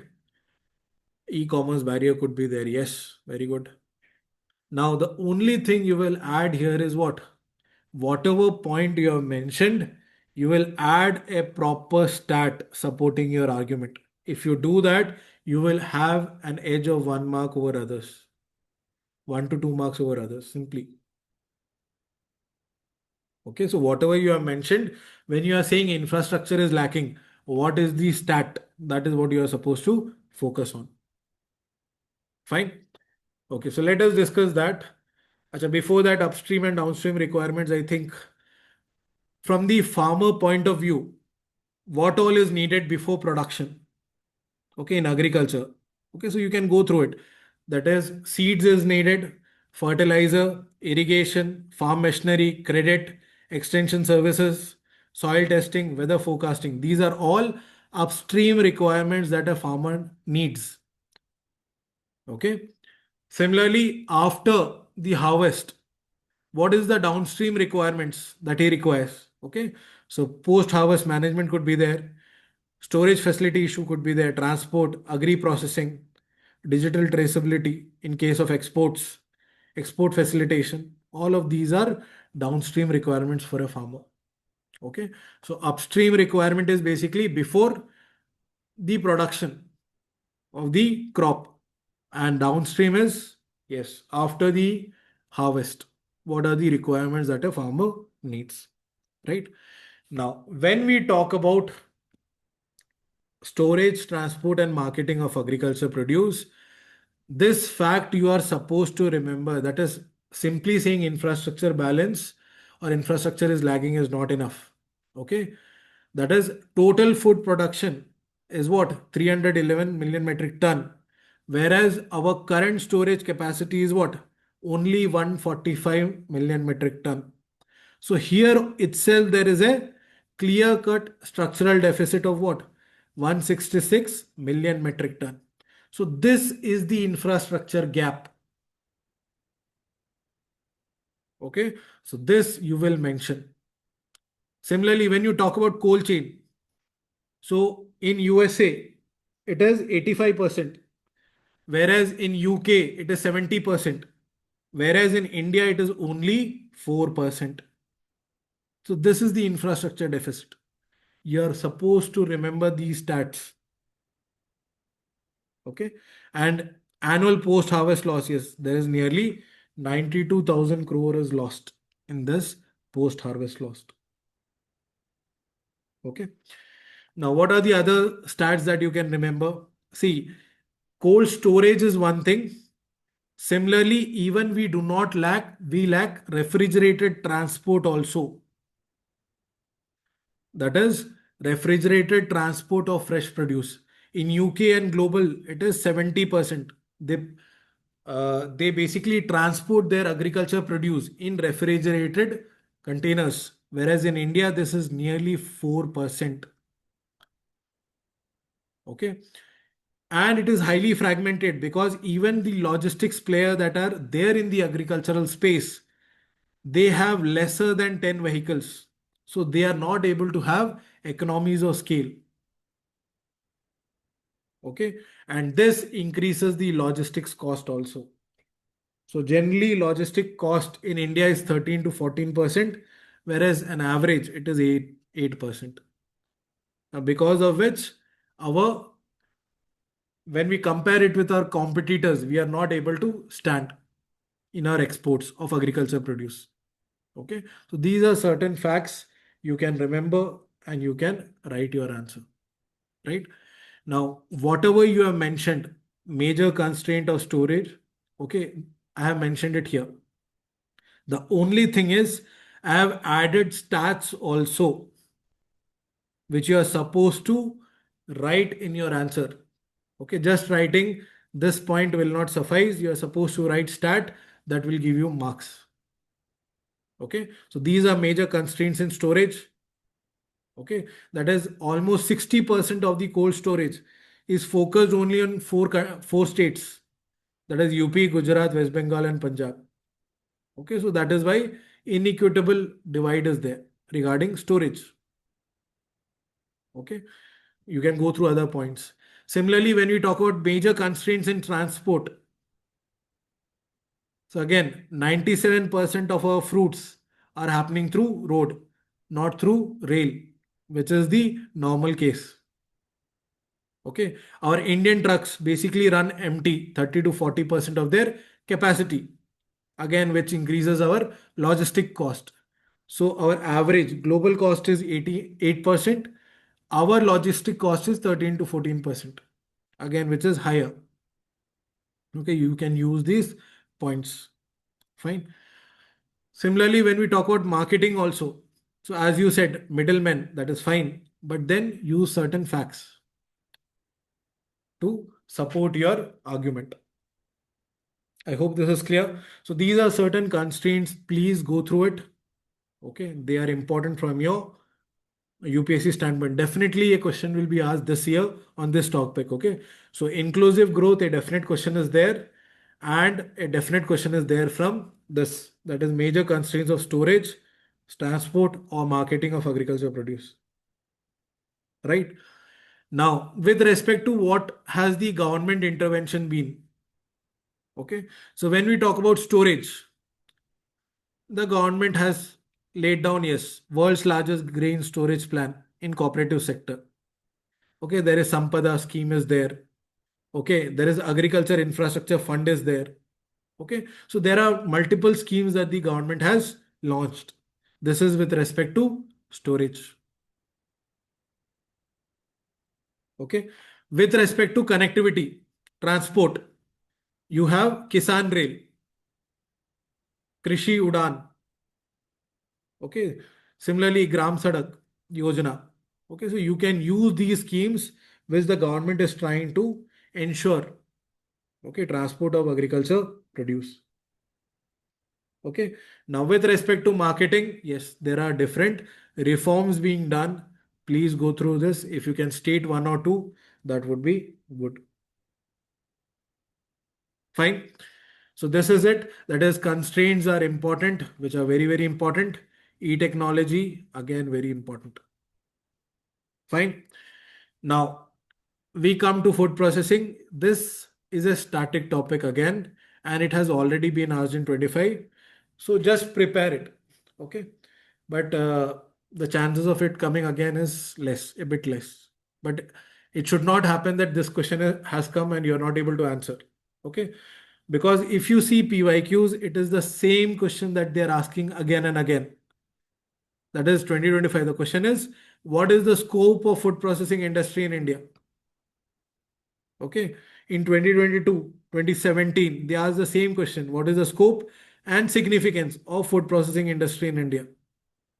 So what is the scope? You tell me. What is the scope of food processing industry?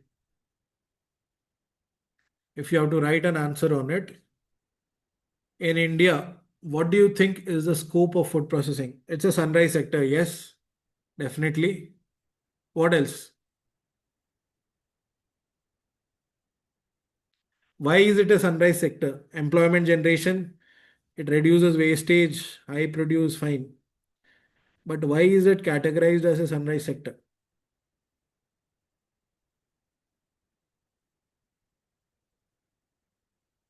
Value addition, high growth potential, very good. Yes, potential is there. Yes. Again, think from the societal angle.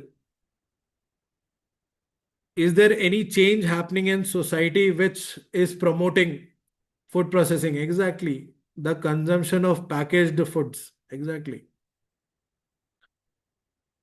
Okay, urban life. Definitely. Instant food. Lifestyle changes. All of this food processing industry. That is the scope. Now, what are the challenges here? The second type of question. What is the challenges Opportunities we have discussed. What are the challenges that can be faced by a food processing sector?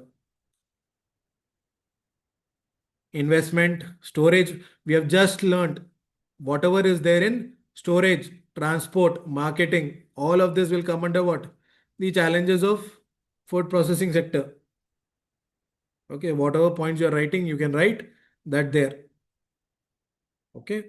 Now, what is the government policy in food processing sector that you can see? And how can food processing sector increase farmers' income? Again, we know what is the scope and significance, right? So here, when we talk about food processing, remember it is basically value addition. Okay. And this is very, very important stat that you can use, that India's share of processed food products is only 26% against the global average of 47%. Okay, so a long way to go, right? Now, India is the world's second largest producer of food, but only 1.6% of international food trade happens through this because, again, lack of food processing. Okay. Now, what are the opportunities available? Yes, because there is increased urbanization, there is more women entering the workforce, there is growth of organized retail, and there is increased demand for functional foods. Okay, so that is the reason. Okay, India's processing also, it is less than 10% of its agriculture output. There is lot of scope for it. Okay, so consumer trend towards convenience driven food. Okay, this is the reason why there is growth of potential of food processing sector. Okay, now how will it impact farmers' economy, farmers' income? Yeah, it will reduce wastage, enhance shelf life. Okay, what is more important here is this one. It will ensure there is less migration of rural to urban migration. Okay, it will help farmers in tackling climate crisis also. Okay, commercialization of agriculture. All of these are unique points that you can write. Fine. Now, what are the challenges in food processing sector? Whatever you have said, it is mentioned here. Okay, low capacity utilization could be there. There is inconsistent food safety laws. Okay, our quality assurance is not there. We do not have the necessary lab or the manpower for this food processing. Okay, logistic issue is there. So, a lot of points are given here. You can go through it after the class and uh, find the answer. Okay. Now, what are the government intervention? That also is mentioned. Accordingly, you can seek it out. Now, what is important is the way forward. Way forward should be, yes, all agriculture industry based incentives should have single window clearance. Anything related to food processing. Okay. You should have a flat 5% GST instead of the 5, 12, 18% GST currently. You should have a flat 5% so that you can increase the potential of the sunrise sector. Okay. There should be dedicated freight corridors for the same. And you should provide incentives for setting up this warehousing zones also. Okay. Train inspectors. Okay. Lab facilities. All of this you can mention. So these are certain unique points. Develop agri futures market. Okay. Unique points that you can write in your answer. Okay. So this is, we are not discussing this in detail because it was asked last year, but it is in no way that you should not read on it. Okay. This much content also, if you can write, that would be good. Fine.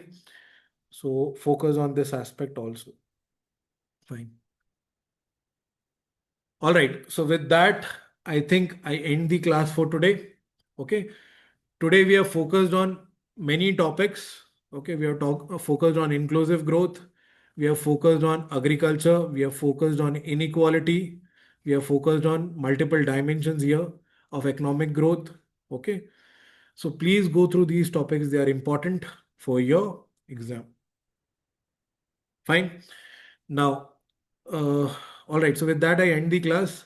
The students who want to enroll, yes, based on request, yes, we have reduced the price of the course from 25 to half the price. Okay. So this offer was valid till 14 June, but based on request of one student, two, three students, we have increased it till one more week. Okay. So till 21st June, that is tomorrow, this offer is valid.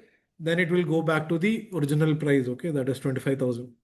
Okay. So if you want to enroll in the program, you can do so. Fine. And to register, you can use this link. Fine. Now, any doubt you have on this, those students can stay back. The rest of you can leave. The class for today is over. Tomorrow, you will have the class at 7 p.m. again. It is very helpful if you can write. Surya, that is the plan. Okay. Only because this is demo class today, right? And maybe tomorrow also. That is the reason we are teaching content. Otherwise, we will focus only on writing. Okay. Everything through the website, Saivara. Okay. This is the link for the class. You can directly click on the link and you can pay in the website. Fine. Any doubt, anyone? The class for today is over. The next class will be tomorrow at 7 p.m. and it will be taken by Vikas sir. Fine.